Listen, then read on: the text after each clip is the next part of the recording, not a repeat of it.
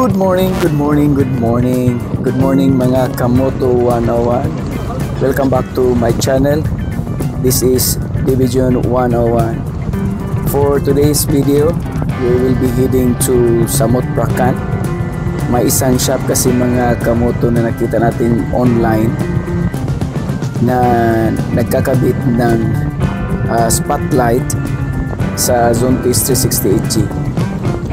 Ang motor niya mga Kamoto ay Zontes 368G din, kaya confident tayo na alam niya pasikot-sikot sa mga wiring sa ganitong klaseng motor.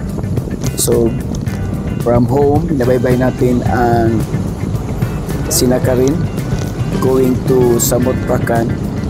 Around 30 minutes yung biyahe mga Kamoto. At nakapag-appointment na tayo sa kanya. Ipa-flash ko yung name niya mga Kamoto dito sa taas. Hindi ko mabasa yung name niya kasi in Thai, pero for our Thai friends na also using the Zontes 368G, you can look for his name in Facebook.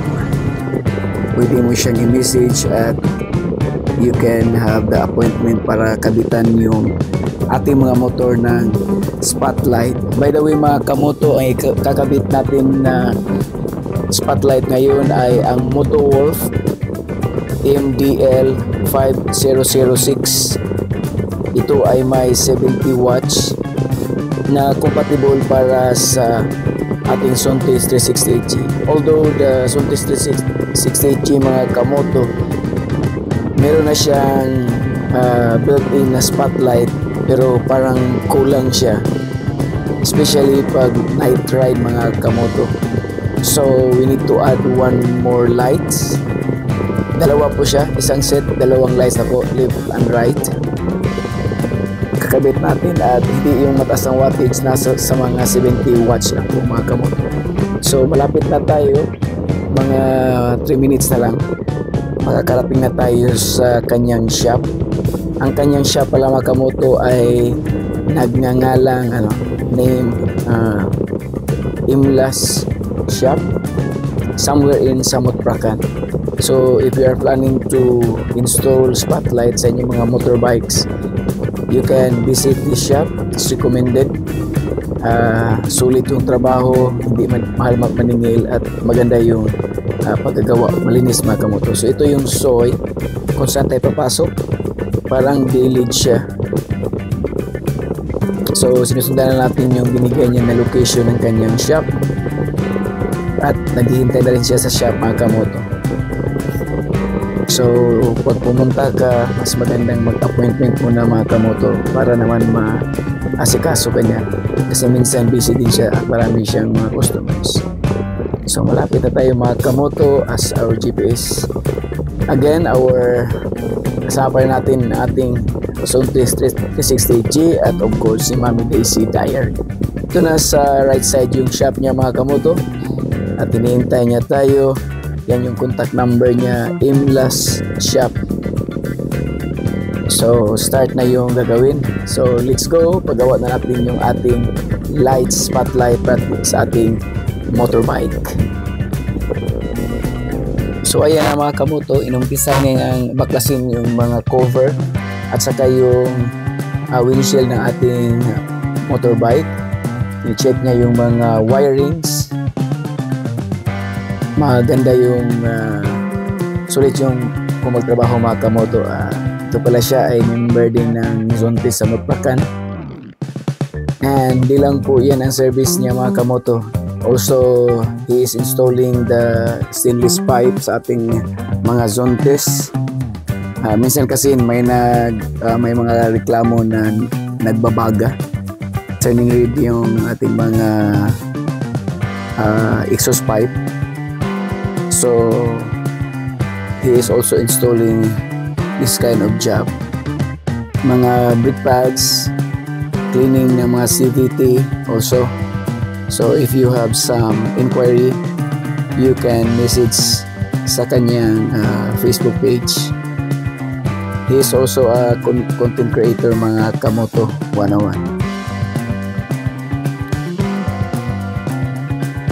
So naka-pass forward lang yung ating video while he is installing our MotoWolf spotlight para naman hindi kayo mainip, mga Kamoto.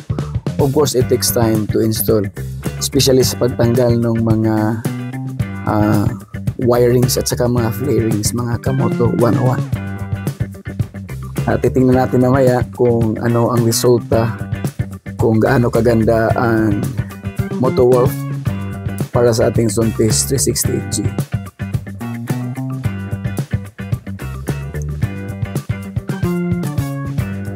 Hindi rin madali, mga Kamoto, yung pagtanggal ng mga flarings ng Zontes. So that is why we visit and come to his shop, kasi alam natin na he is also using the Zontes 368G. So nakabit na yung spotlight now. He is doing the wirings para sa ating Zontes 368G.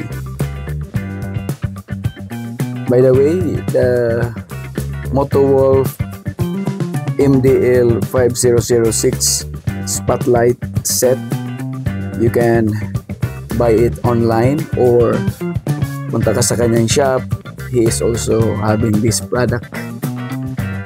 So yan, tinitest niya yung light with the battery kung iilaw ba.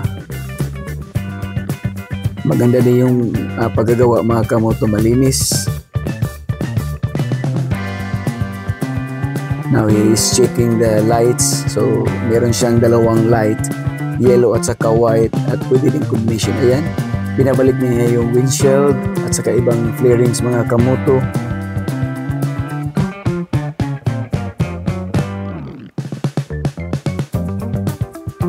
Solid, mga Kamoto, yung paggagawa talaga.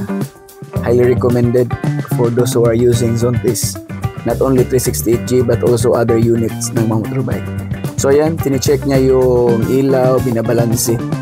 Need to balance the light sa yellow, that's the yellow light, hindi masyadong mataas para naman hindi masakit sa mga kasalubong, mga Kamoto. Maganda lang dito sa Thailand kasi ang daan nila hindi salubong.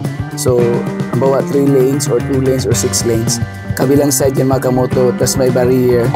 The other side naman yung ibang ang kasalubong, mga Kamoto. So sa mga provincial area lang yung may mga dalawang salubong, yung maliliit na daan, pero usually sa mga main roads nila hindi salubong yung daan nila, mga Kamoto. Malaki yung daan ng Thailand. So ayan, binabalansi ngayon ang ating lights, ang dalawang lights. Nag-umpisa tayo sa yellow lights. Ayan si Mami Daisy sa gilid, nakikinig lang, nagsi-cellphone lang. Yan yung partner natin, mga Kamoto, sa bawat rides, kahit sa mga installation ng ating motorbikes, mga Kamoto. Hindi rin madaling kabit, mga Kamoto, kung hindi mo alam. So ayan, binabalansin niya ngayon ang yellow lights at saka yung white.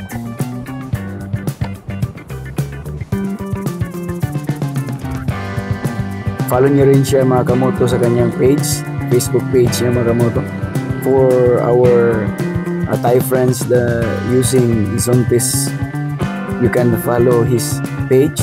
You can inquire any service po that he can provide para sa inyong mga motorbikes. Yan yung white. So tinitingnan niyo yung balansi ng white light, mga Kamoto.